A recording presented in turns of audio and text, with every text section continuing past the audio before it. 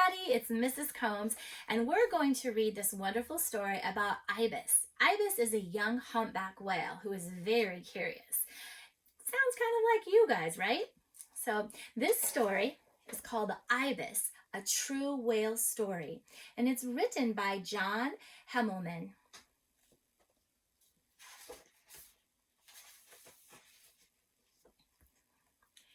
Deep in a bay off the coast of an old fishing village lived a pod of humpback whales.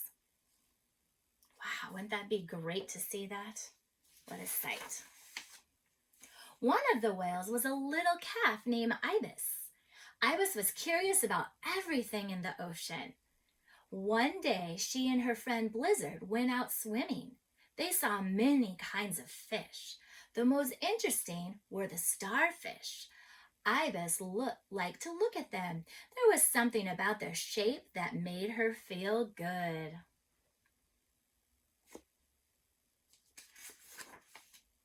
As Ibis and Blizzard were drifting over a reef, they heard a strange humming sound.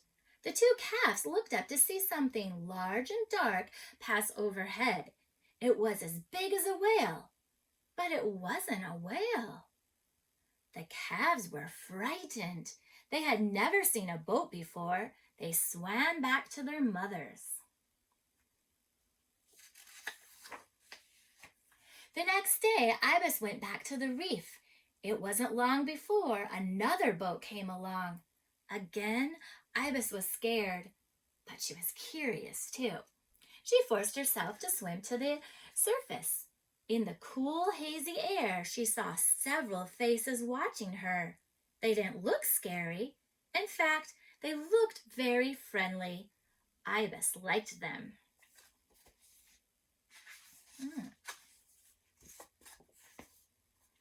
In the months that followed, Ibis and her friends lost their fear of boats. Boats came in many sizes and shapes, and the people in them always seemed to enjoy seeing the little whales. As Ibis grew up, she learned more about the sea. She knew what kind of sharks to avoid, what food was the tastiest, and best of all, where to find the most dazzling starfish. Ibis never got tired of looking at starfish. Do you like starfish too? You do, so do I. People and their boats became a part of her life. Whenever a boat passed overhead, she swam to the top to say hello. One evening, Ibis and Blizzard saw a school of fish swimming around the bottom of a ship. Maybe there was something good up there to eat. They went to find out.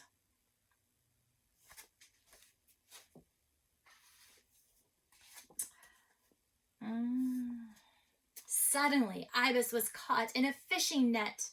She fought to get free, but the more she struggled, the more tangled up she became. Finally, she broke loose, but part of the net was caught in her mouth and wrapped around her tail.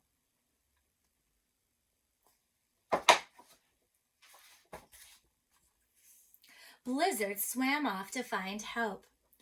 Ibis was confused and hurt. She wanted to get away, far from people and their boats and nets. Slowly and painfully, she made her way toward the deep ocean.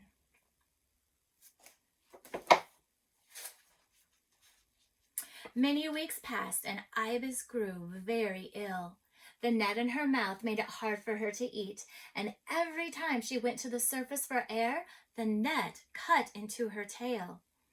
But if she didn't get air every half hour, she would die. Winter was coming, and it was time for the whales to move to warmer waters. But Ibis felt too weak to make the long journey.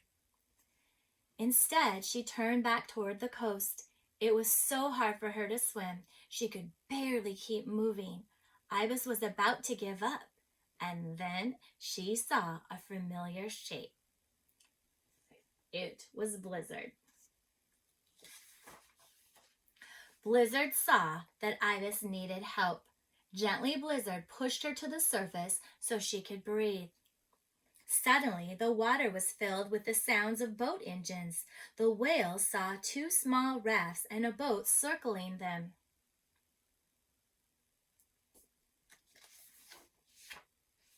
Blizzard and Ibis tried to get away fast. Do you remember the last time they saw boats? That's when Ibis got in trouble. So they were thinking that trouble was coming again. But do you think these people look like trouble? What do you think they're doing here? So they tried to get away fast, but Ibis wasn't quick enough. The boats rushed toward her before she could dive. The people in the boats began to attach large floats to the pieces of net that were hurting Ibis. Blizzard stayed nearby, circling the boats nervously. She's worried for her friend. Because of the floats, Ibis could not dive. She began to panic, but she did not have the strength to fight. When the boats came in closer, a person reached into the water. Ibis stared at the person's hand. The hand reminded her of something she loved very much. She began to feel better.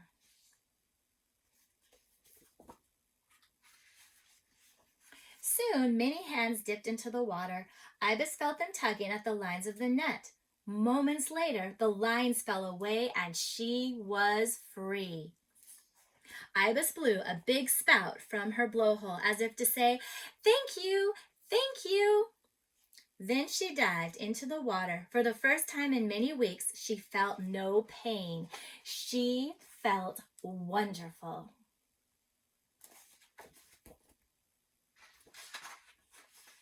Blizzard joined her. Then the two whales popped back to the surface for one more look.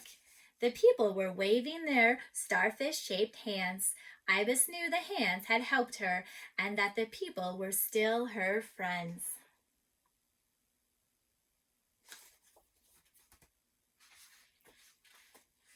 Soon, Blizzard and Ibis were leaping and diving with the other whales, far away in the warm waters where they could spend the winter together.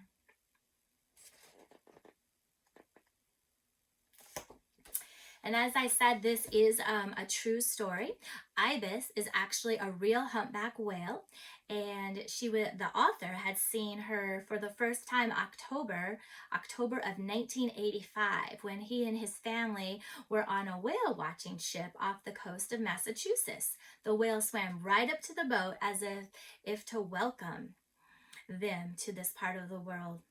And then he soon learned about Ibis's story from a marine scientist that was on board.